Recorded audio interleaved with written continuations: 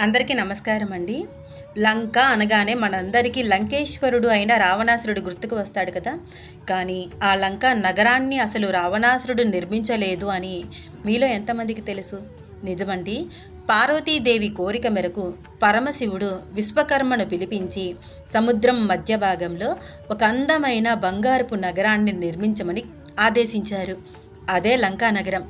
ఆ లంకా నగర గృహ ప్రవేశానికి రావణాసురుడి తండ్రి అయిన విశ్రావసుడిని పిలిపించారు బ్రాహ్మణుడిగా. ఆయన ఆ లంకా నగర అందాలను చూసి అప్పటికే మోహింపబడి ఉన్నారు. కార్యక్రమం మొత్తం పూర్తయిన తర్వాత పరమశివుడు అడిగారట, దక్షిణగా నీకేం కావాలి అని.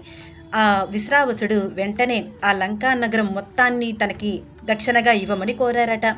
బోలాశంకరుడు అయిన పరమేశ్వరుడు ఆ లంకా నగరాన్ని ఆయనకి ఇచ్చేసి పార్వతీదేవితో సహా తిరిగి కైలాసానికి వెళ్ళిపోయారు. విశ్రావసుడి పెద్ద కుమారుడు అయిన కుబేరుడు ఎంతో కాలం లంకను పరిపాలించాడు. ఇలా ఉండగా రావణాసురుడు పెరిగి పెద్దయ్యి అహంకారంతో అన్నగారి మీదే యుద్ధం చేసి లంకా నగరాన్ని, పుష్పక విమానాన్ని స్వాధీనం చేసుకున్నాడు.